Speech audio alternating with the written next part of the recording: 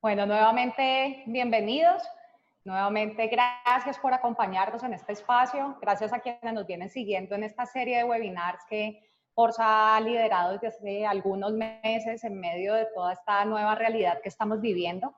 El webinar de hoy lo hemos denominado ¿Cómo lograron las constructoras colombianas retomar labores en medio de la pandemia? Consideramos este tema importante, nos acompañan aquí constructores de la región, de todo Centro, Suramérica, y el objetivo de la reunión es compartirles cómo en medio de esta crisis que nos cogió a todos de una manera inesperada, en Colombia hemos logrado reactivar las labores de una manera ordenada, adecuada y congruente con todos unos protocolos de seguridad. Agradezco especialmente a Camacol. Camacol, para conocimiento de todos, es la Cámara Colombiana de la Construcción, quien atendió nuestro llamado a acompañarnos en este webinar. Y este ha sido el ente articulador de todos los constructores y los principales actores del sector edificador en Colombia y el gobierno nacional. Y el webinar de hoy lo tenemos justamente organizado de esa manera, en 3 tópicos: cómo se estructuraron las políticas de gobierno en aras de garantizar una reactivación ordenada pero sostenible en el corto y en el mediano plazo, cómo se diseñaron los protocolos de bioseguridad y finalmente cómo los sistemas industrializados pueden contribuir a maximizar los rendimientos en esta época de pandemia y de crisis. Le doy la bienvenida a Edwin Chiribí. Edwin Chiribí Bonilla es el vicepresidente de Desarrollo Sectorial de Camacol Presidencia. Edwin, muchas gracias por atender nuestro llamado. Feliz tarde para ti. Edwin, voy a hacer una breve presentación de Edwin. Edwin es economista de la Universidad Nacional, con maestría en gestión y financiación de proyectos de desarrollo urbano de la Universidad de Rotterdam. Es vicepresidente de Desarrollo Sectorial de Camacol y ha trabajado en la Dirección de Estudios Económicos y en el sector financiero. Edwin, bienvenido. Muchas gracias. Hola, ¿me escuchan bien? Sí. Perfecto. Muchas gracias por esa introducción, por la invitación desde luego. Muy contentos de poder estar en este espacio virtual con la audiencia que se ha inscrito para poder compartir un poquito la visión, como lo mencionabas al inicio, de cuál ha sido, digamos, la lógica de operación de nuestro sector desde que arrancó un poco esta coyuntura tan compleja del confinamiento social derivado de la pandemia. Yo he preparado una presentación junto con mi equipo para poder compartirles un poco estas ideas y estas reflexiones y estos aprendizajes, pero quizás me adelantaría un poco a las conclusiones desde ya, y es simplemente decir que este es un proceso todavía en construcción, como buena parte de lo que hacemos permanentemente desde el sector. Es un proceso que nos ha dejado aprendizajes y también algunos elementos para seguir evaluando. Es un proceso que hasta ahora arranca, digamos, es bueno destacar el esfuerzo que se ha hecho desde lo institucional, el gran respaldo del gobierno nacional con nuestro sector para poder retornar a las actividades, pero lo cierto es que apenas estamos en los primeros pasos de lo que es la construcción de esa nueva, digamos, normalidad del sector, y creemos que definitivamente pues poder contar con aliados estratégicos no solamente en nuestro sector constructor, sino en nuestro sector industrial, del sector financiero y de toda la cadena de valor del gremio, es fundamental para poder seguir avanzando. Desde luego esto en el marco de una muy buena articulación público-privada, que yo creo que también es parte de los aprendizajes. Me voy a tomar unos segundos para proyectar la presentación.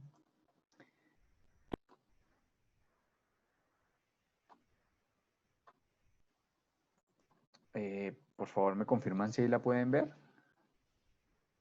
Sí, se ve. Perfecto. Entonces, como les decía, esta presentación, la idea un poco hablar de cuál fue la evolución de esta coyuntura de reactivación del sector y un poco las apuestas de política pública que se tienen. Esta presentación contiene 4 puntos que podremos desarrollar de manera muy simple y, digamos, rápida y ejecutiva para poder cumplir con los tiempos y quizás también escuchar las intervenciones o inquietudes que salgan en la parte final del foro. Pero la idea es contarles cuáles han sido los efectos derivados del aislamiento preventivo. Este es un sector que, desde luego, muy buena parte de sus funciones se desarrollan en campo, digamos, entonces las lógicas de teletrabajo, si bien se pueden para ciertos procesos complementarios, pues el desarrollo de las obras en la práctica se hace en campo y las medidas de aislamiento preventivo tienen un gran efecto sobre lo que ocurre en la dinámica o en el ciclo completo del sector, entonces voy a compartirles algunos números.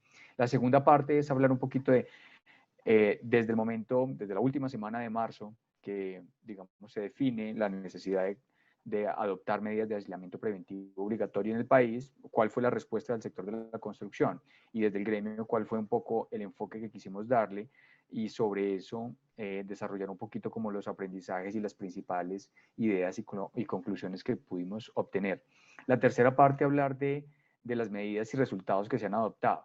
Una vez tuvimos una respuesta como sector y desde luego con toda la relación de trabajo público-privado que implica poner a marchar un sector como el nuestro, cuáles fueron los resultados de las medidas y creemos que por ahora el parte es bastante satisfactorio y vamos en una muy buena dirección.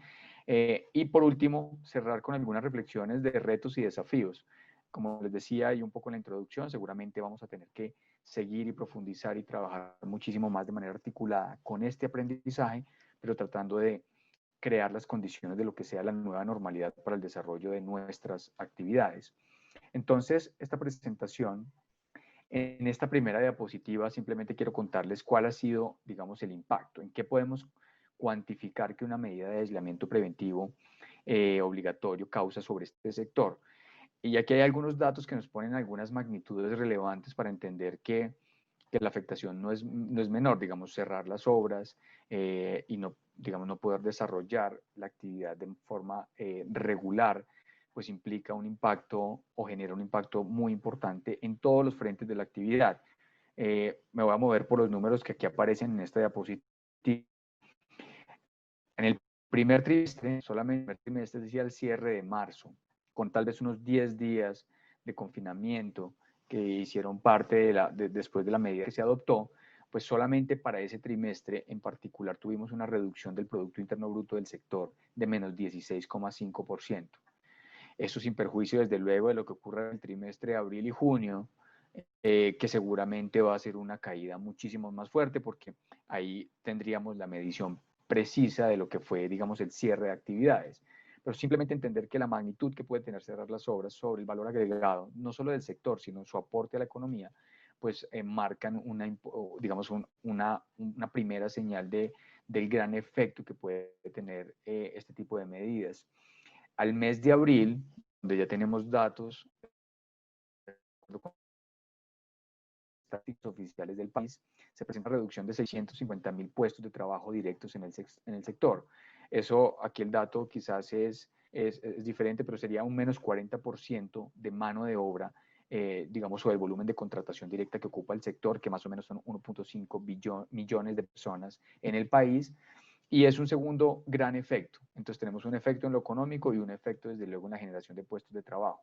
La tercera es, dentro de la dinámica comercial, una medida de confinamiento como la que observamos, pues nos refleja una caída del 68% en las ventas de vivienda nueva. Y este dato, que es abril, probablemente mayo tenga un comportamiento similar apenas cerremos nuestras estadísticas, pero básicamente lo que nos muestra es que el efecto, desde luego, primero que las personas no puedan salir, pero también de tener las salas de venta cerradas, siendo el principal canal de comercialización de vivienda, desde luego, las salas de venta, pues nos mostraban estos resultados y estos números tan profundamente negativos que marcaban ese impacto tan fuerte en el sector. En números gruesos, 2.600 proyectos de construcción activos en cese de actividades. Eso es lo que dentro del, digamos, el cubrimiento del gremio en los 130 municipios donde hoy en día levantamos información, encontramos que 2.600 proyectos, que era el total de proyectos, habían cerrado actividades durante el periodo en mención. Cerca de 3.500 salas de venta cerradas, salas de venta que incluso, pues claro, de proyectos que estaban en preventa, no tenían todavía actividad constructiva, sino estaban en su fase de comercialización previa, también cerradas, digamos, un cúmulo importantísimo de proyectos donde la actividad comercial se frenó de manera directa, y simplemente con el dato de cierre a marzo, un 46% del área total de construcción, solo con 10 días, de confinamiento. Seguramente este dato abril-mayo es mucho más alto, pero 46% del total de la construcción estaba paralizada. Entonces, el impacto por donde uno quisiera medirlo, valor agregado, generación de empleo, dinámica comercial o incluso tamaño del mercado constructor o del volumen de actividad de construcción, nos marcaba unos números en rojo bastante importantes, en los que, desde luego, esto no es exclusivo del sector edificador, ni el sector de la construcción. Muchos sectores en las medidas de confinamiento, quizás salvo la agricultura y la provisión de bienes esenciales, fueron los únicos sectores donde el margen de operación era mucho mayor, pues este sector tenía, en conjunto con muchos otros sectores, un impacto bastante fuerte. Con un agravante adicional, y es que nuestro sector se encadena con el 54% del aparato productivo del país.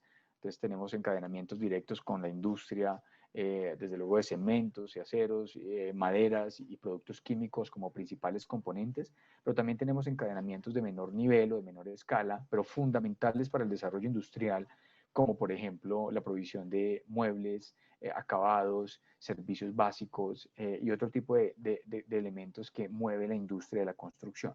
Entonces, entendiendo ese tejido empresarial y esta composición de actividades, pues el sector de la construcción partía por ser un sector esencial. Y en esa historia que les quiero contar, la segunda parte entonces habla un poquito de cuál fue la respuesta del sector ante esa coyuntura. Y digamos, la primera, desde luego, y se puede ver un poco aquí más en esta diapositiva, es un apoyo irrestricto al gobierno nacional y a los gobiernos locales en las medidas de confinamiento. Siempre desde el gremio estuvo priorizado como estrategia sectorial, pero como también como estrategia de articulación público-privada, pero también bajo la convicción plena de la importancia de hacer frente a esta coyuntura de emergencia sanitaria tan compleja, que la salud pública y los trabajadores del sector deberían ser la prioridad. Y sobre esa base poder empezar a construir, digamos, medidas que mitigaran estos efectos que les contaba tan complejos, efectos que en cualquier caso los veían otros sectores, pero que definitivamente teníamos como sector que empezar a avanzar. Entonces, primera determinación, un apoyo irrestricto del gobierno nacional en las medidas que se venían adoptando, entendiendo la necesidad de hacerlo, pero también entendiendo que quizás eran las medidas de mayor efectividad a la hora de contener la expansión de los contagios y debíamos adaptarnos a esa nueva lógica y empezar a hacer más bien un ejercicio de prospectiva de cómo podíamos, dada la gradualidad que se requería y dada el entendimiento propio del sector, cómo podíamos empezar a trabajar desde ese mismo momento en un proceso de reapertura. La segunda es, cuando se fija la primera fase del confinamiento, que fue absolutamente estricta, muy pocas actividades se permitían. Dentro de eso nosotros hicimos la propuesta de que deberían permitirse las intervenciones o adecuaciones de obra, por lo menos en esa primera fase, exclusivamente en caso de riesgo técnico o riesgo estructural. Desde luego, las obras no pueden cerrarse de manera directa, simplemente de un día a otro, sino requieren, independientemente de su estado de avance, un proceso de adecuación que minimizara los riesgos. Y digamos que eso fue parte de empezar a tener un muy buen campo de discusión con el gobierno nacional, de entender la transversalidad de nuestro sector, pero también las necesidades que en el marco de estas medidas deberían tenerse en cuenta. Desde ese mismo momento empezamos en la preparación del protocolo de bioseguridad de nuestro sector y tratar de extenderlo a la cadena de suministros y a la cadena de valor, entendiendo que son procesos claramente conexos, muchos de ellos se unen en la obra, entonces deberíamos entender casi todo el ciclo, digamos, de provisión del sector para poder empezar a trabajar, y creemos que incluso tal vez el mismo día que se decreta como este cierre de actividades generalizado en el país, empezamos a entender, bueno, cómo funcionaba en el mundo y demás, y ahora les doy un poco más de detalle al respecto. También, sin desconocer que era una prioridad retomar actividades, pues teníamos que tener un rol proactivo frente a los principales elementos que considerábamos como sector deberían fijarse, y es qué prácticas y acciones empresariales y gremiales se podían dar en un marco de cierre de actividades para sostener la mano de obra y garantizar el sustento de los trabajadores. En eso, digamos, a través de las gerencias regionales del gremio, gerencias que son absolutamente activas en la gestión, no solo de la cadena de valor, en la articulación con los entes territoriales, sino también en crear como esa cohesión empresarial necesaria para avanzar. hicieron muy buenos seminarios y espacios de discusión sobre qué tipo de prácticas se podrían adoptar, por ejemplo, para pagar anticipadamente a los contratistas, generar bonos o apoyos directos a los trabajadores y permitir, digamos, que el mayor grado de vulnerabilidad en un cierre de actividades total se iba a presentar sobre los trabajadores, ellos fuesen parte de la prioridad. Y lo segundo, como gremio, pues lanzamos un programa que se llama Mercados que Construyen, que durante la fase crítica de aislamiento preventivo e incluso fases posteriores buscaba, o todavía lo tenemos, digamos, busca proveer bienes de consumo básico o de canasta básica para los trabajadores del sector que se han visto afectados. Esto a través de empresas propias del sector, donantes externos, haciendo o logrando que con el alcance institucional del gremio pudiésemos recolectar fondos y a través de las redes de supermercados más importantes del país pudiésemos entregar a los trabajadores un sustento básico, dada la lógica, digamos, de cese de actividades que se presentaba y tratando de preservar esa misma priorización que desde el comienzo se definió. A la fecha tenemos 30.000 beneficiarios, eso fue un programa que consideramos exitoso como parte de la respuesta de corto plazo que tuvimos.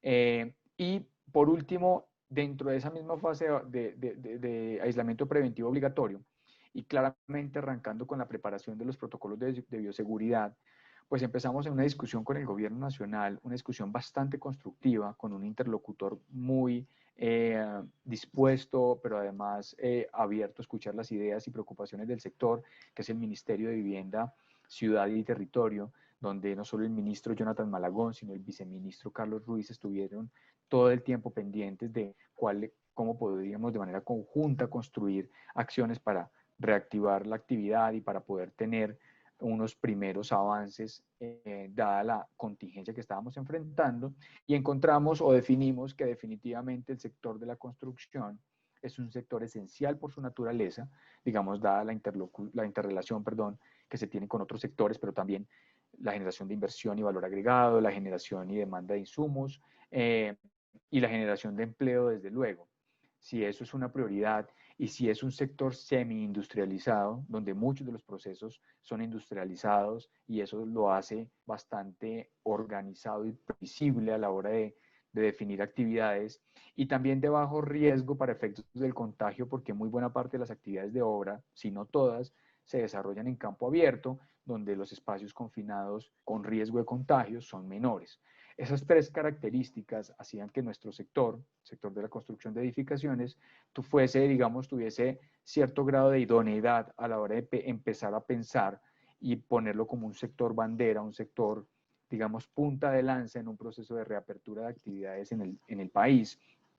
Desde luego, debía hacerse entendiendo que hay que minimizar los riesgos y habría que entonces minimizar y crear las mejores condiciones para la bioseguridad y la protección de los trabajadores. Arrancamos en una investigación en el gremio, alineados desde luego con una firma consultora de un grado de expertise muy importante en el país sobre temas de bioseguridad, que con el entendimiento del gremio sobre los procesos críticos que se llevan a cabo en una obra y con ellos en el entendimiento de cómo se podía minimizar en esos espacios, en esos flujos de personas y en esa relación de actividades que se dan en una obra, minimizar los riesgos de contagio y también hacer un protocolo que fuera suficientemente, digamos, estricto y completo para que los riesgos se minimizaran de manera importante, pero a la vez que fuese también aplicable. Digamos, no podríamos definir unas acciones que extralimitaran, digamos, la capacidad de operación propio de las firmas y que no se adecuaran a la heterogeneidad de nuestro tejido empresarial y de los proyectos que hoy en día se desarrollan. Entonces, en ese sentido, encontramos un perfecto balance. Arrancamos analizando documentos de 11 países, 3 documentos nacionales y también 22 documentos nacionales sobre cómo estaba funcionando en el mundo, por qué se había declarado la construcción como un sector esencial y también entender qué tipo de prácticas se habían venido desarrollando. Apoyos en nuestra Asociación Interamericana de la Industria de la Construcción, la FIIC, pero también de las cámaras amigas del gremio y que hacen parte de la FIIC, como la Cámara Chilena y otras cámaras, la Cámara Argentina, que podríamos encontrar elementos comunes que ellos ya venían trabajando y quizás nutría un poco más la discusión a nivel local, pero también nos daban unos muy buenos inputs para ir alimentando este protocolo.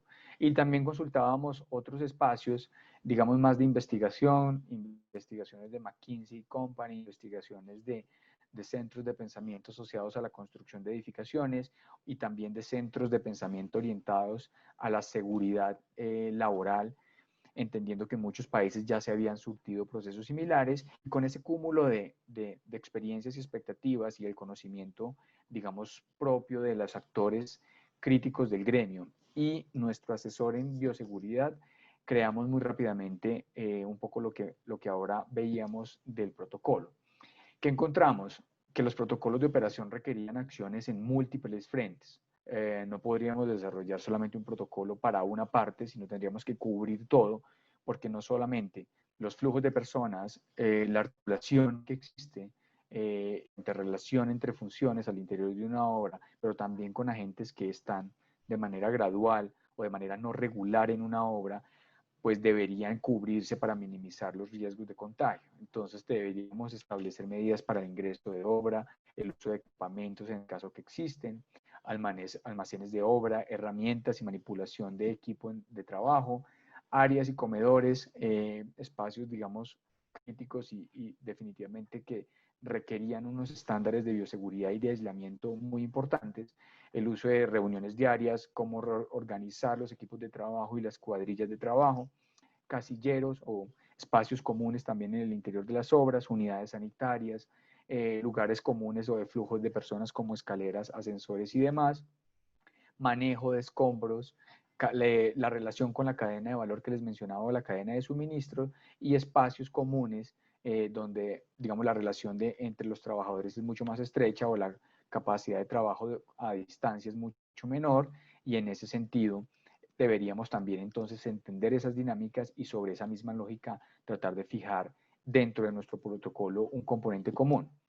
¿Qué encontramos como temas críticos? Y además de las medidas que se deben desarrollar propias en la obra y de la, digamos, el establecimiento normativo que implicaba el protocolo, pues consideramos que también deberíamos trabajar en frentes complementarios, en transmitir la importancia de esto a la gerencia de las organizaciones. En eso el rol del gremio fue fundamental o es fundamental o sigue siendo fundamental de cara a entender, digamos, la importancia de la toma de decisiones empresariales y no necesariamente que sea un reglamento que se deba aplicar en obras, sino que lleve toda, digamos, la corresponsabilidad en la toma de decisiones desde el nivel gerencial, un permanente esfuerzo de comunicación. Desde el gremio hemos lanzado tal vez dos, ahorita vamos a lanzar una tercera campaña que nos permita, digamos, no solamente al inicio era educar a los trabajadores con las prácticas básicas de bioseguridad, pero luego reforzar. Este es un proceso que una vez se implementa debe hacer parte del día a día y en eso tenemos que seguir insistiendo. Entonces, la estrategia de comunicación que se definió desde el gremio, con contenidos en temas de bioseguridad, pero también con los contenidos que incentivaran al autocuidado y a la autoprotección de cada uno de los trabajadores, fueron fundamentales. El manejo, digamos, del talento humano, en eso la posibilidad de que en todos los niveles de la organización, no solamente los trabajadores, los niveles técnicos, profesionales, pero también a nivel gerencial se tuviese, digamos, la misma información y la misma relevancia a la hora de la aplicación de los protocolos, fue un tema crítico. Implementación de las medidas, la fase, desde luego, de adecuación, reunión de los equipos de trabajo. En eso creo que las empresas mostraron una muy buena capacidad de respuesta de convocar, formar a sus trabajadores y demás.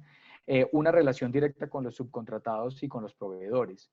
De nuevo, como les mencionábamos, aquí tendríamos que no solamente hacer que la obra fuese una unidad aislada de todo lo que ocurría, sino también entender digamos, las relaciones de conexidad que se presentan con todos los actores que de manera no permanente intervienen en la obra, y ahí tendríamos que crear o generar mecanismos, incentivos, pero también patrones de comportamiento que nos minimizaran los riesgos de contagio. Un segundo componente de temas críticos, aquí el sexto era el abastecimiento de las obras. ¿Cómo íbamos a desarrollar eso? Digamos, si se pensaba en reabrir el sector o retornar a las actividades básicas de obra, necesitamos garantizar la cadena de abastecimiento también. Y en eso buena parte de la gestión, digamos, del gremio, evidenciando la importancia de que fuese toda la cadena, pese a que no pudiese abrir toda de una, era o ha sido uno de los pilares fundamentales. Entender los flujos de personas, procesos, registros que se requerían, flujos de personas al interior de la obra, pero también en elementos tan importantes como el regreso de los trabajadores a sus viviendas y la posibilidad de que en los espacios de vida social de los trabajadores, que desde luego estaban acotados por las medidas de confinamiento, pero deberían darse también prácticas de bioseguridad mínimas, de reporte de síntomas o de detección temprana y de todo lo que digamos, en obra se desarrollara como un lugar seguro, debería poder trasladarse al menos de manera parcial a su vida social. Y eso era un factor fundamental. También la reacción frente a casos positivos. Tendríamos que tener un plan de contingencia de qué ocurría si en una obra se presentaban casos de manera generalizada o tendríamos brotes o fuentes o vectores de contagios muy fuertes, pues tendríamos que tener un plan de contingencia para que la organización, los equipos de trabajo y la relación propia con los proveedores funcionara bastante bien. Era necesario cerrar las obras, no era necesario aislar o cómo controlar esos factores. Seguir sobre esa misma base, aprendiendo, creando, innovando las nuevas mejores prácticas que se pudiesen dar, pero desde luego entendiendo que era fundamental que las medidas que se adoptaran cumplieran con los estándares de bioseguridad mínimos requeridos. Y por último, documentar estos procesos y es parte de lo que hoy en día estamos haciendo. No quiero entrar en el detalle de todo este outline de medidas que tratamos de definir. Desde luego les dejo la presentación y cualquier inquietud, pues en el gremio estaremos prestos a solucionarla. Ya arrancamos entregando un documento al gobierno nacional que tenía 3 capítulos. Unas medidas de prevención, que tenían medidas generales para las empresas, medidas en obra y en otros espacios de relacionamiento, digamos, de los actores de obra, y otras medidas específicas que se deberían establecer sobre elementos de protección personal, transporte, programación de actividades, el uso de espacios comunes, entre otros factores. Un segundo capítulo que tenía que ver con medidas de control y seguimiento. Una vez dispuesto eso, en un plan que se llamaba el PAPSO, el Plan de Aplicación del Programa de Prevención Sanitaria en Obra, básicamente que establecía el cúmulo de medidas y el cúmulo de iniciativas a desarrollar de acuerdo con el tipo de obra, pues había que hacer entonces control y seguimiento a ese proceso de manera diaria. Entonces, medidas de control durante la jornada laboral, medidas para el personal de trabajo, rutina en los espacios de trabajo y obra, y en el caso que se presentaran algunos riesgos, cómo diseñar medidas de aislamiento preventivo para minimizar riesgos de contagio y desde luego que la salud de los trabajadores fuese, digamos, preservada en un escenario posible de riesgo. Y un tercer capítulo dentro de esta apuesta que hicimos como sector fue vincular a la cadena de producción, abastecimiento y de suministros y de servicios. Y es qué medidas se deberían adoptar en obra y en almacén, qué medidas para la cadena de producción, en las plantas de producción, particularmente en la carga y en la entrega de los productos, otras medidas de transporte de los productos y cómo se podían desarrollar medidas o acciones de emergencia y de atención en caso que se presentaran riesgos, medidas en la cadena de comercialización, entendiendo que muy buena parte de los productos no llegaban directamente de los centros de producción a las obras, sino pasaban por un canal de intermediación comercial minorista o mayorista. Entonces era importante fijar unas primeras pautas en esa dirección sobre atención al cliente, logística de entrega, desinfección y aseo de las instalaciones y de las áreas comerciales, y también siempre preservando el componente de atención y emergencia en el caso que se presentara. Y por último, unas medidas para los contratistas de obra que básicamente hacían línea con lo que tenía que ver. Entregamos ese documento al gobierno nacional, un documento extenso, pero digamos estructurado y bastante robusto sobre lo que considerábamos nos minimizaban los riesgos de manera importante. El gobierno nacional, en cabeza del Ministerio de Vivienda, analizó las medidas, las puso a consideración también del Ministerio de Salud para validar las prácticas de bioseguridad disponibles, jornadas de trabajo extensas al respecto, pero muy constructivas y con una muy buena relación de articulación público-privado. En eso, como gremio, no nos cansamos de insistir que teníamos los mejores, digamos, interlocutores por parte del gobierno nacional, pero unas contrapartes para la discusión constructiva de reabrir el sector muy, muy efectiva y muy eficiente, y que también permitía en un marco de construcción de confianza avanzar en la dirección que considerábamos era la dirección más responsable, pero también más, digamos, expedita para poder retomar actividades de construcción. Entonces, las medidas adoptadas y los resultados en esta historia es que fue un proceso, digamos, de retorno gradual y ordenado que podría uno categorizar más o menos en 3 fases. La última semana del mes de marzo, entonces se decreta el confinamiento o el aislamiento preventivo obligatorio para un gran volumen de actividades, casi que solamente las actividades de provisión de bienes esenciales y servicios de emergencia eran las que estaban disponibles, junto con la agricultura y quizás otro par de actividades. Y nosotros ya el 27 de abril, quizás un mes después, 5 semanas después, estábamos en la fase de retorno a actividades. Durante todo ese mes fue que se dio no solamente la relación de la investigación, la articulación con los actores y la discusión permanente y constructiva con el gobierno nacional, sino que también permitimos ir adecuando la industria. Si en el momento que se extendiera o no el confinamiento o las medidas de aislamiento preventivo, deberíamos y se determinara la excepcionalidad de que nuestro sector podría operar, deberíamos estar preparados. Y por eso uno de los criterios que no nos hemos cansado tampoco de repetir es el tema de la anticipación. En esto la respuesta anticipada creo que nos permite ganar un terreno muy importante, pero además de eso, al tener 2.600 proyectos activos en el país y tener un tejido empresarial conformado por entre 1.500 y 2.000 compañías, pues es importante anticiparse para que todo este aparato y este tejido empresarial pueda moverse en esa dirección. De otra forma, los resultados terminan siendo quizás no óptimos o terminamos con regulación, pero sin la preparación necesaria de la industria.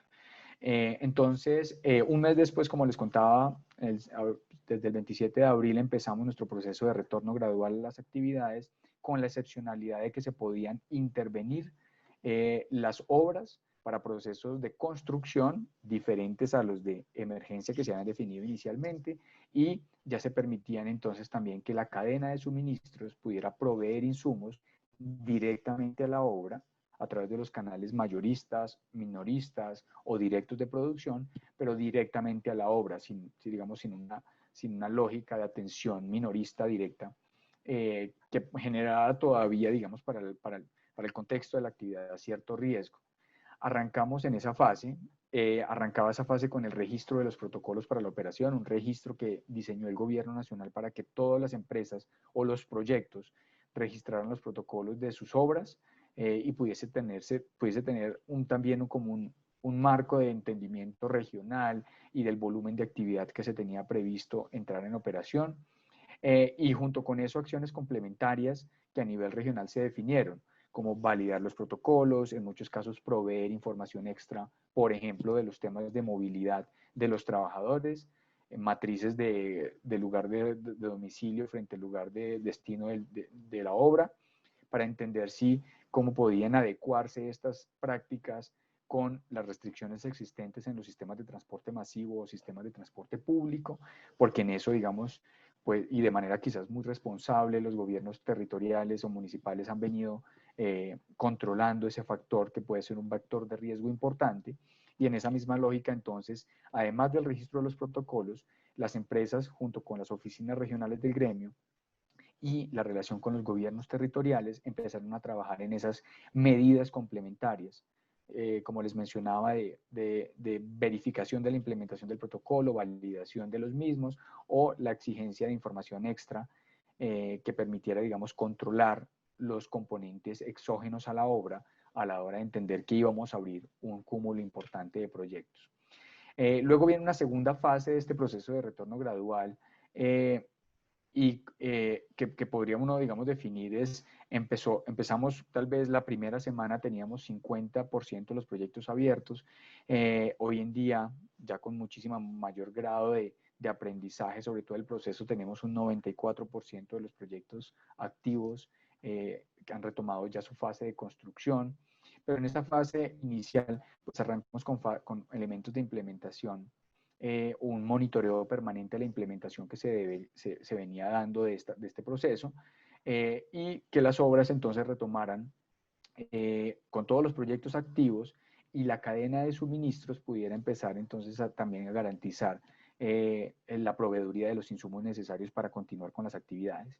Y por último, en una fase quizás más alineada con el retorno a la vida productiva que el gobierno nacional ha definido para el país, pero desde luego vida productiva acotada a un confinamiento social o un aislamiento social para ciertos grupos poblacionales y bajo ciertas condiciones a nivel local, pues ya hicimos una propuesta para que pudiésemos entonces tener la posibilidad que con protocolos de bioseguridad pudiésemos avanzar en la entrega de los inmuebles, en la apertura de las salas de venta que si bien hoy en día operan con un aforo, con citas previas, con canales virtuales en su mayoría, pero pudiésemos tener entonces retomar la operación comercial, el establecimiento y las medidas que se dieron para poder generar las mudanzas a la hora que los hogares recibieran su vivienda, pues poder desarrollar las actividades de mudanza necesarias y también entrar a la cadena de valor minorista. Las ferreterías, los depósitos de construcción pudieran empezar a operar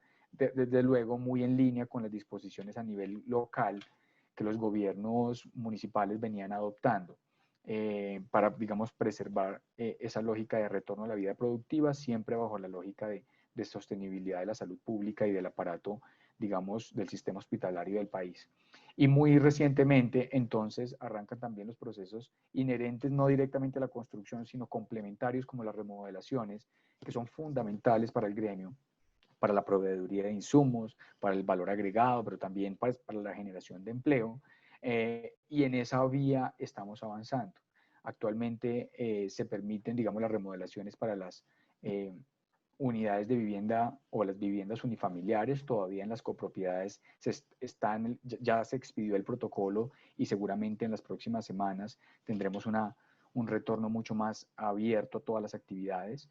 Pero en principio fue una apuesta gradual de retornemos actividades de obra, retornemos luego de las actividades de obra a tener una cadena de suministros mucho más directa, proveyendo, digamos, los insumos necesarios para la actividad. Luego entremos en la fase de comercialización y otros procesos inherentes a la construcción, entrega de inmuebles, mudanzas y demás. Y por último, en esa misma lógica de operación, las remodelaciones y reparaciones de edificaciones que consideramos también son fundamentales. ¿Qué otras acciones de reactivación? Desde el gremio hicimos muchísimas propuestas, en eso el gobierno nacional también, desde luego en cabeza del ministerio, estuvo absolutamente receptivo a escucharnos y a construir de manera conjunta estas discusiones, pero dentro de las que uno podría destacar es, incluso ya tenemos algunas medidas de reactivación económica para el sector. Una de las primeras medidas fue la ampliación de la vigencia de las licencias urbanísticas. Los proyectos iban a tener ciclos comerciales y constructivos más largos o están teniendo, entonces era necesario extender de manera generalizada las licencias de construcción. Lo segundo, el fortalecimiento de los programas de vivienda social. En Colombia, tal vez el 60 o 65% de las unidades de vivienda que se comercializan o se desarrollan en un año son vivienda de interés social y ahí necesitamos o veníamos demandando un cúmulo importante de subsidios y lo que hizo el gobierno nacional o está en esa fase es de fortalecimiento de estos programas a través de la creación de más subsidios. Y por último, y una medida que está también en construcción, que era fundamental, era la creación de un subsidio para estimular la compra de vivienda en el segmento medio, que básicamente es viviendas entre el cierre de la vivienda social, 135 salarios mínimos, hasta 500 salarios mínimos. Para poner un ejemplo en dólares, podrían ser de unos $30.000 a tal vez unos $110.000. En ese segmento nosotros tenemos el 35% del mercado y se genera un poco más del 40% de inversión total en el país, y el gobierno ha diseñado un programa de subsidios muy interesante que permite minimizar, digamos, el costo de la financiación de la vivienda durante 7 años y se convierte en un estímulo al que como gremio y como sector le estamos apostando mucho. Son unas primeras medidas de reactivación fundamentales junto con, desde luego, una serie de acciones complementarias en materia regulatoria que se han venido dando en materia de gestión, pero quería destacar esas tres como elementos fundamentales. Entonces, en balance, y esta historia un poco ya se las había resumido, luego de 6 semanas de retorno a las actividades tenemos un 94% de las obras operando y las salas de venta en más del 90% de las ciudades están abiertas y permiten, con el control de los sistemas de bioseguridad, de aforo y de citas previas, pues están operando y ya empezamos a poder tener entonces el ciclo completo del sector en una fase de operación más importante. También hay elementos, claro, nos faltan algunos proyectos por arrancar y creo que aquí hay aprendizajes en ambas vías. No todo ha sido una historia de un camino tan sencillo. Algunos de los proyectos, hicimos una encuesta más o menos hacia mediados de mayo y les preguntábamos a los empresarios por qué razón no habían reiniciado sus actividades y quizás el principal factor que nos mostraban es que se presentaban demoras en los procedimientos con las autoridades locales. Las autoridades locales jugaban un rol crítico para retornar a las actividades, pero también tendríamos que entender que era un proceso de aprendizaje para todos los actores, incluyendo los actores del sector institucional, y pues la puesta en marcha de las plataformas para el registro de los protocolos, la validación de las obras y digamos la vigilancia que estaban ejerciendo las autoridades, pues hacía que quizás los procesos fueran un poco más lentos y se habían convertido en un cuello de botella. Pero también, y aquí quería destacar el segundo componente, y es que la implementación del protocolo no era un proceso sencillo. Habría que entonces adquirir todos los equipos de protección personal y los insumos necesarios para la aplicación del protocolo, pero también capacitar permanentemente, comunicar permanentemente y adecuar para garantizar el aislamiento la nueva programación de actividades y fases al interior, digamos, de las obras. Entonces, fue un proceso que todavía, desde luego, se mantiene en una fase de aprendizaje, pero que en su momento entonces se consideró como un factor crítico y por eso insistir en el tema de la capacitación y de la formación y el rol del gremio en eso es fundamental. Cierro la presentación dejándoles como algunas reflexiones sobre los retos y los desafíos. Hay muchos elementos que todavía hacen parte de la incertidumbre, ¿no? No podemos mapear, digamos, de entrada todo lo que quisiéramos saber qué va a pasar en los próximos meses. Creo que todos los sectores lo enfrentan, pero lo que sí es cierto es que hemos podido detectar algunos elementos que seguramente se van a mantener y sobre los que se deben soportar buena parte de las decisiones sectoriales. La primera es, se debe generar una construcción permanente de más y más capacidades empresariales para la gestión de la bioseguridad. O sea, si la bioseguridad llegó para estar permanentemente en el sector, digamos, no podemos ceder terreno ni un minuto en eso y como gremio ha sido una de las apuestas más importantes. Y si vale la pena, digamos, la cuña que se podría hacer, desde el gremio también estamos promoviendo muchas acciones de formación para los niveles gerenciales, directivos, técnicos y profesionales, para que las capacidades en la gestión de la bioseguridad hagan parte incluso del día a día de manera más estricta, más integral en el desarrollo de las actividades de construcción. Lo segundo es que la digitalización y la adopción tecnológica debe acelerarse. Quedó demostrado que incluso cerrando las salas de venta pudimos tener cerca de 5.000 viviendas comercializadas en el mes de abril, la mayoría desde luego en canales virtuales, pero eso como ejemplo, pero también la apuesta de muchas empresas para que los procesos de vigilancia, monitoreo al desarrollo de las obras y demás hagan parte de un esfuerzo de adopción tecnológica son fundamentales. Eso no solamente garantiza que se cumplen los protocolos de bioseguridad, fortalece las medidas de aislamiento preventivo o de aislamiento social que se requieren en el desarrollo de las obras, sino creemos que es un factor crítico para aumentar la productividad en esta nueva coyuntura. Y por último, la salud pública y el sustento de los trabajadores deben seguir siendo una prioridad. Está demostrado que es un sector, así como tiene la altísima capacidad de generar empleo en muy corto plazo, también tiene un altísimo grado de vulnerabilidad que en el cese de actividades, pues podemos tener un volumen importante de desempleo o de trabajadores sin actividades que si bien se pudo hacer en la primera fase relativamente sostenible desde el punto de vista de las necesidades básicas, pensar en un escenario o tratar de idealizar un escenario en el que tengamos que volver a cerrar la actividad, pues generaría unos efectos absolutamente complejos desde el punto de vista económico y social para la base de nuestros trabajadores. Y por último, dentro de esa reflexión de la recuperación de la dinámica sectorial, yo creo que hay unos factores y seguramente esto requeriría otro espacio de discusión mucho más amplio, pero tenemos que entender los cambios de la demanda, las preferencias de los consumidores a la hora de, de invertir en copropiedades o si van a preferir las viviendas unifamiliares o la cercanía o la proximidad de los centros de trabajo en las ciudades va a ser un patrón que todavía, digamos, se mantenga o no. Tenemos que empezar a entender esos cambios estructurales que esta nueva normalidad nos va a generar sobre el mercado. Tenemos que trabajar en propuestas de política pública y así lo hemos venido haciendo sobre elementos que garanticen el empleo, minimicen la reducción de los ingresos de los hogares, entendiendo que para la compra de vivienda y el desarrollo de nuestra actividad es fundamental, pero también en el tercer pilar, y es el acceso al crédito. Y una de las medidas que el gobierno nacional ya anunció, precisamente lo que les contaba del subsidio al segmento medio, es para no solo garantizar el acceso al crédito o mejorar el perfil de crédito de los hogares, sino minimizar entonces la carga financiera asociada a la compra de vivienda. Y sobre esos tres pilares creemos que todavía nos quedan propuestas de política pública por seguir trabajando. Y por último, nuevos modelos de negocio y el fortalecimiento de la oferta de proyectos. En esta parte, es muy importante entender que seguramente también, entendiendo los cambios en la demanda, podrán pensarse en nuevos negocios o en una nueva composición del portafolio de proyectos al interior de las compañías. Si pueden existir proyectos para renta, cómo se va a comportar el segmento no residencial, la construcción de hotelería y demás, seguramente sectores que van a tomar un tiempo más en retornar a su actividad.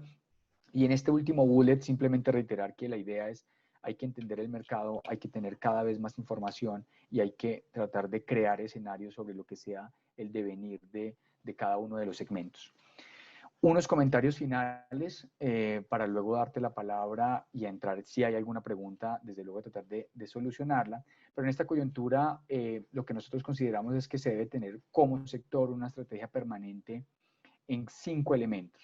Y podría uno resumir todo este aprendizaje en esto.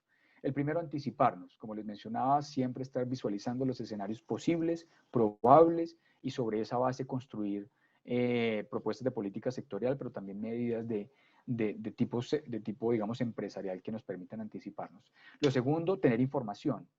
El monitoreo permanente de los 2.600 proyectos y tener plenamente identificado, nosotros como gremio tenemos un sistema de información que se llama Coordenada Urbana, que nos permite mes a mes evaluar el estado de avance de las obras, su dinámica comercial, pero sobre todo es un sistema que es georreferenciado. Entonces nos permite hoy en día saber el lugar exacto en el que están los 2.600 proyectos y saber su estado de avance y poder establecer mecanismos de comunicación efectiva. La información en la toma de decisiones a nivel sectorial se convierte en un segundo elemento trascendental. El tercero es comunicar a todos los actores. Este es un escenario de incertidumbre donde muchísima información va y viene, muchísimos actos administrativos, decretos, normas y demás surgen, y por eso la comunicación permanente con nuestro grupo de afiliados, pero también con todos los actores de la cadena es fundamental. Y en eso creo que la posibilidad de llegar a grupos de interés adicionales a las empresas, entendiendo los trabajadores, la comunidad en general, las autoridades locales, es fundamental. Por último, la coordinación público-privada. En eso creo que también, con todo lo que les he contado, ha sido una experiencia muy interesante de fortalecimiento de la confianza en diálogo constructivo permanente, y no podemos olvidarnos que si la tarea fue reabrir, ahora lo que nos queda es sostenernos, recuperar la dinámica de la actividad, y para eso los procesos de seguimiento, tanto de cómo evoluciona la salud pública en el marco del proceso de apertura, pero también los cuellos de botella que se presenten en la dinámica del sector, son elementos fundamentales. Quería cerrar con esos 5 elementos que creo que un poco resumen toda esta historia que les he querido contar, y de nuevo agradecerles por su atención, por la invitación, y quedaría atento entonces a las preguntas que, si existen, pueda yo tratar de solucionar o quedarme con la tarea. Muchas gracias. Perfecto, Edu, muchísimas gracias. Voy a compartir mi pantalla. Bueno, perfecto. Ya para terminar, queremos hacer un muy breve resumen de cómo pueden contribuir sistemas de construcción industrializada durante esta época de pandemia. Entonces aquí, retomando un poco, ¿cuál es una nueva realidad a la que nos vamos a tener que acostumbrar? Claramente en nuestro país lo vivimos, muy seguramente en todos los países de la región en donde las cuarentenas han sido más prolongadas porque no se pudieron implementar todos estos protocolos y todas estas políticas que amablemente Edwin nos compartió de una manera tan expedita, de pronto por la falta de articulación, pero a la vez también por la rigurosidad con que se vivió el virus. Inevitablemente hay unos atrasados generados por estas cuarentenas, un cúmulo de trabajo que ha quedado pendiente de poderse llevar a cabo en obra. Hay una obligatoriedad a que el control del personal autorizado para asistir a obras, inclusive en los procesos de reactivación, se minimice para garantizar los debidos distanciamientos protocolarios para evitar y controlar los procesos de contagio. Todas las actividades de control, todo lo referente a la implementación de los protocolos de seguridad implican no solamente unos tiempos que dejan de ser productivos en las construcciones y en las obras, sino también inevitablemente un tema de sobrecostos. La necesidad de estar velando no solo por lo que ocurre con el trabajador dentro de la obra, sino por fuera de ella, cómo movilizarlo a casa, cómo establecer momentos de alimentación, de ingresos a las obras, de una manera controlada. Todo esto viene a repercutir de una manera importante en unos costos que ningún constructor tenía previsto para sus proyectos. Ante esta nueva realidad, ¿cuáles factores claves de éxito podemos identificar en sistemas de construcción industrializados? Habrían 3 grandes pilares que los hemos tratado de sintetizar aquí. Primero es la posibilidad de hacer una planeación óptima. Podemos hablar de que en los sistemas industrializados, que no olvidemos que lo que buscan es asemejar todos los procesos que se llevan a cabo en una obra a una industria, valga la redundancia, no se puede lograr con sistemas tradicionales. Vamos a profundizar un poco en esto. Una adecuada ejecución de la obra y mayores controles durante el proceso de la misma. Cuando hablamos de la planeación, pues obviamente hablamos de los presupuestos y esto pues de una el signo de pesos llega a nuestra cabeza y es una realidad. Podremos hacer un control muy detallado desde las etapas de anteproyecto inclusive de todos los procesos de costeo de las obras, porque nos va a permitir hacer una cuantificación muy específica de todos los recursos. Y aquí hablo de los recursos humanos, de los recursos materiales y demás. Hablen de planeación de estos recursos, la verdad de hacer toda esta programación de una manera mucho más minuciosa y detallada con sistemas que permiten hacerlo como lo son los industrializados. En estos momentos de crisis y de pandemia, en donde el abastecimiento, en donde la posibilidad de las empresas de estar a los ritmos de producción de otros momentos se hace tan importante, el poder prever todos los recursos que se van a requerir en todas las cadenas de abastecimiento y de suministros de una manera ordenada y anticipada también va a ser una gran ventaja en estos tiempos de crisis y de pandemia. Esta planeación va inclusive al detalle de poder organizar y anticipar la manera en cómo se van a distribuir las labores y los operarios que las van a llevar a cabo. Cómo se van a organizar las rutas de movilidad dentro del mismo proyecto. Recordemos que en los proyectos industrializados la construcción como tal se realiza por etapas, se independizan cada una de las actividades.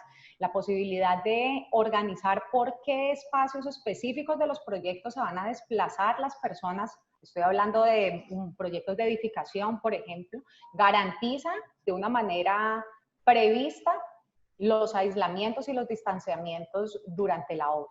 Si nos vamos a los otros 2 siguientes capítulos, que son la ejecución y los controles, en estos 2 puntos, ahorita hablaba de que se independizan actividades, los ciclos constructivos o el paso a paso en un proyecto de construcción industrializada. Recordemos que está, digamos, por partes. Hay unas etapas previas, que es todo lo referente a la operación del molde como tal, a desencofrar, limpiar, transportar, montar las formaletas. Esto lo hace un grupo de operarios en un horario específico, muy generalmente muy a primera hora de la mañana. Vienen unas siguientes actividades pues, que denominamos labores complementarias, todo lo referente a la colocación de hierros, de instalaciones sanitarias y demás. Esto se genera en un siguiente grupo de trabajo, que no es simultáneo al que nombré previamente. Y ya en la parte final, toda la parte de la colocación de concreto, igualmente es una tercera fase. Toda la posibilidad de que se independicen tan marcadamente estas actividades, pues está 100% alineado con la necesidad de ese distanciamiento y del cuidado del personal de obra. Y cuando ya hablamos del capítulo de ahorros, pues siempre los ahorros son importantes en nuestros proyectos de construcción, pero en este momento pues toman una especial relevancia por los sobrecostos a los que ya anteriormente mencionamos debíamos incurrir, y donde encontramos unos acabados sumamente relevantes en toda la parte de acabados. Sistemas industrializados garantiza superficies sumamente homogéneas. En la primera imagen podemos ver las fachadas que se logran, un perfecto aplomamiento y alineación, que lo que garantiza es tener que evitar todos los procesos de resanes o de terminación extra, básicamente capas de pintura, hablando de las fachadas. Los sistemas industrializados tienen la posibilidad de que se operen de una manera monolítica, es decir, el armado de los muros y de las losas y por ende la colocación del concreto de manera simultánea. Esto implica que todos los acabados de esa unión de muro con losa en la parte interna de los recintos del proyecto están 100% terminados, y allí la inversión en acabados suele ser alta cuando se usan sistemas constructivos diferentes. Lógicamente también la posibilidad de construir viviendas a un ritmo acelerado, se puede hacer la ejecución de una unidad de vivienda diaria. Esto tiene una incidencia significativa en los costos administrativos de la obra, pues totalmente amarrados a la duración del proyecto. La realización del vaciado monolítico del que hablaba hace algún momento también permite una reducción muy importante en los desperdicios de concreto. Esto asociado al tema de la planeación también permite hacer una ubicación muy exacta de este elemento que pues claramente tiene una incidencia muy grande en el costo de ejecución de una obra. Y por último, más que el ahorro es el aprovechamiento de la mano de obra. Y hablamos de aprovechamiento y en este momento tan crítico, el aislamiento garantizado. Vamos a ver aquí un ejercicio específico. Este es un proyecto de vivienda, 4 apartamentos por piso. Aquí está, digamos, uno de los apartamentos a un lado. Es un proyecto típico de nuestra zona, unos apartamentos de vivienda de interés social o tope BIS de 60 metros cuadrados. ¿Cómo se determina la cantidad de personas que se requieren para un área como esta? Al área construida, si se considera que las horas de armado del encofrado está alrededor de 6 horas, inicia muy temprano en la mañana para que sobre el mediodía, tarde el molde esté 100% armado. La labor empieza desencofrando el apartamento que se vació el interior, la formaleta y garantizando toda la ubicación de instalaciones para posteriormente hacer los vaciados. Pero en esas horas de armado, si hablamos de que son 6 horas, los rendimientos de un operario que tiene un nivel de conocimiento medio, no es el experto ni es el aprendiz, están del orden de 1 metro cuadrado de área construida por hora. Si dividimos el área construida por esa cantidad de horas de trabajo, considerando que el rendimiento es 1, tenemos que para un apartamento de 60 metros cuadrados vamos a requerir 10 hombres. 10 hombres que perfectamente, como podemos ver y entendiendo que esta es una distribución típica de las viviendas de nuestra región, vamos a tener la garantía de que cada una de estas personas van a estar ubicadas en un área exclusivo para ellos de 6 metros cuadrados, garantizando también que va a estar como mínimo a 2 metros de distancia del operario más cercano. Ahora hablaba de inclusive planear las rutas de movilidad. Las rutas de movilidad se vuelven los pasillos y en las fachadas todo el área de andamios. Todo esto se puede anticipar para que cada uno de estos operarios conozca con exactitud cuál es su área de movimiento y así evitar las aglomeraciones. Sintetizando, ¿cuáles son las ventajas de un sistema industrializado en estos tiempos de crisis, de pandemia? Pues una garantía absoluta del distanciamiento social, que difícilmente se puede lograr con otro sistema constructivo, para propender por lo más importante, que es mantener la salud y ante todo el bienestar del personal de obra. Va a permitir, como ningún otro sistema, la disminución de la incertidumbre.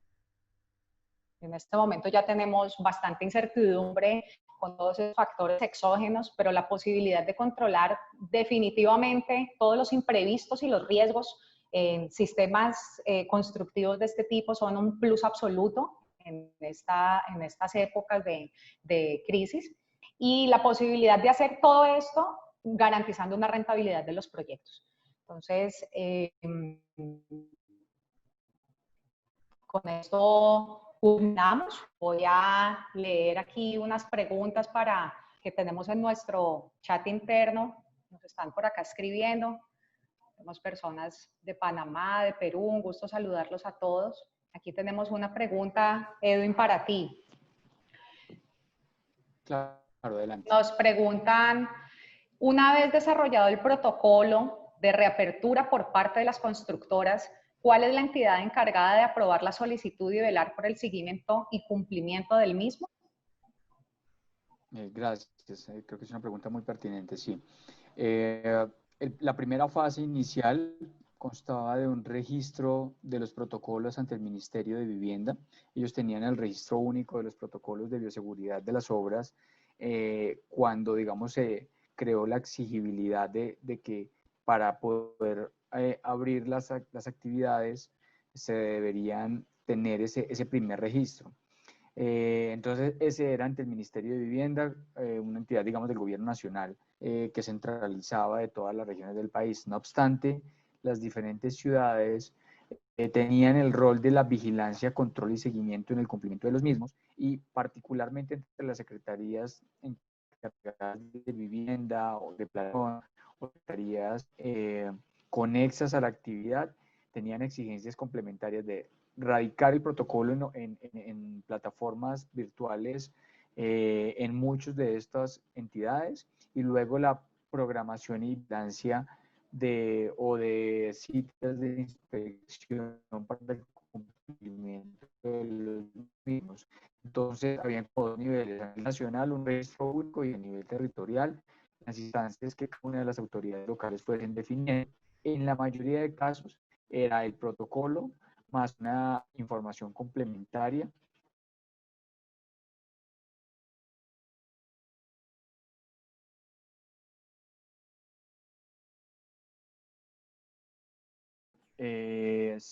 No hemos hecho ejercicios de medición, creo que es un punto importante, creo que es parte de las tareas dentro de la investigación del gremio que se puede hacer, pero desde luego la reprogramación de actividades, la definición de cuadrillas de trabajo y definición de actividades de una manera, digamos, diferente a como se venía haciendo, pero también con ciertos elementos sobre horarios restringidos para el desarrollo de las obras, es un factor crítico que seguramente ha tenido un impacto sobre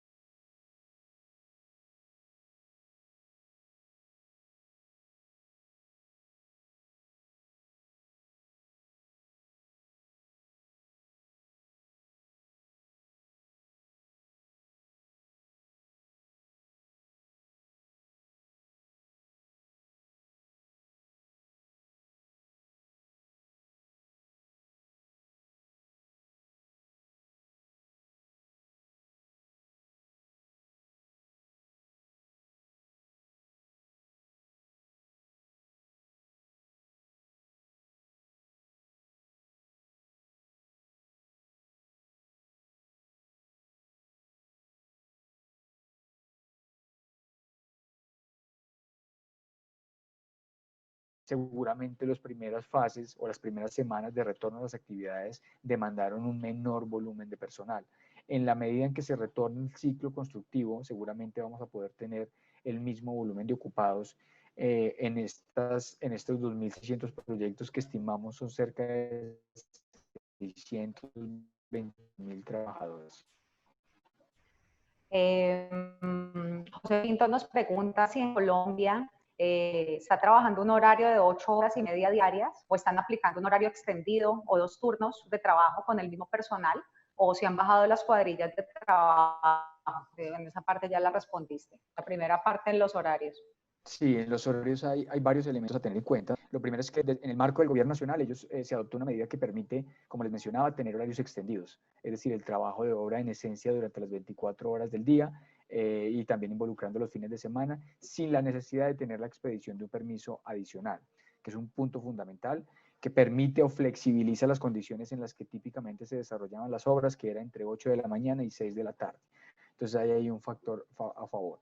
No obstante, digamos, las autoridades locales tienen la autonomía también de definir criterios y, por ejemplo, en el caso de Bogotá, sabemos que las obras tienen un horario diferencial para proyectos residenciales o proyectos en zonas residenciales tienen un horario y para proyectos en zonas no residenciales tienen otro y muy probablemente en otras ciudades del país se tienen disposiciones en la misma dirección que más allá de que limiten o no esta disposición de tener horarios más amplios, simplemente pues establecen que el criterio de riesgo todavía en algunas regiones del país es diferencial.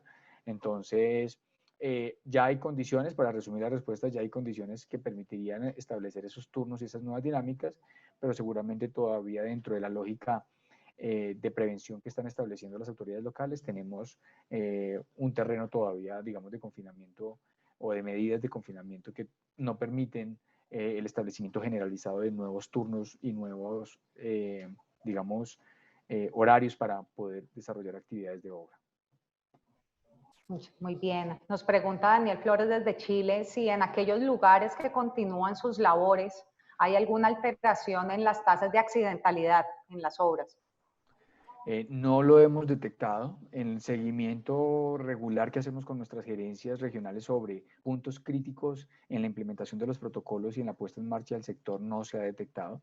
Y muy probablemente la alineación que esto tenga con las administradoras de riesgos profesionales o de riesgos laborales, pues juega un factor fundamental. Entonces, no lo hemos detectado para concluir la respuesta. Nos preguntan desde Panamá, Federico Suárez. Un gusto saludar a Federico desde hace tantos años, cliente de Forza. La pregunta es si se participa algún representante del gobierno en el área de salud fiscalizando los protocolos de seguridad en cada obra. Entonces, la respuesta ahí sería, las autoridades municipales tienen el rol de vigilancia y control de la implementación de los protocolos de bioseguridad para todos los sectores. En nuestro caso, siempre existe una secretaría encargada de hacer estos procesos y en muchos casos son visitas en campo, verificación documental de la misma y desde luego se adoptarán las medidas en el caso del cumplimiento o no cumplimiento de que ya sean simplemente de habilitación para que siga desarrollando sus funciones o de sanción en el caso que sean necesarios. Pero el margen de vigilancia y control lo tienen las autoridades municipales en cabeza de sus secretarías encargadas. Y la última pregunta, las demás tendremos el gusto de respondérselas para no alargarnos más. ¿Cómo hacen para evitarse los contagios en las zonas comunes, sectores comunes, comedores, duchas, vestidores? Gracias, esa es una muy buena pregunta. Dentro del protocolo existe un capítulo específico para el establecimiento de lugares comunes o lugares donde el flujo de personas es constante. En esencia, la base de eso es en esos lugares se debe tener el uso de implementos de protección personal en su máximo, digamos, nivel de protección. Entonces, entendiendo los tapabocas, pero también entendiendo las gafas y en el caso que se requieran disposiciones complementarias hacerlo. Y lo segundo es el distanciamiento social. El aforo de estos lugares y el distanciamiento son los dos criterios más importantes dentro de estos elementos. No obstante, y como tercera medida, y más que preventiva, es como sanitaria, El protocolo establece la limpieza permanente y los criterios de asepsia y desinfección regulares que requieren estos espacios. Luego sí existe dentro de la programación de actividades en obra no solamente el uso de protección personal o de equipos de protección personal, el distanciamiento social, sino la regularidad en la asepsia y la desinfección de esas zonas que debe estar a cargo de personas propiamente, digamos, dispuestas con los insumos y los equipos necesarios para hacerlo. Esos tres elementos serían, digamos, los más importantes. Perfecto. Bueno, Edu, muchísimas gracias nuevamente. Muy valiosas todo este proceso que has liderado y acompañado. Muchas gracias a Camacol por su tiempo y compañía, así como a todos los asistentes que nos acompañan. Toda esta información se la haremos llegar a todos sus correos y estará colgada en nuestras páginas de YouTube. Muchas gracias nuevamente. Edwin, muchísimas gracias. Gracias, lo mismo para todos ustedes y un gusto estar con ustedes hoy. A todos los asistentes, muchas gracias por su tiempo. Los esperamos en nuestros próximos webinars. Un abrazo para todos.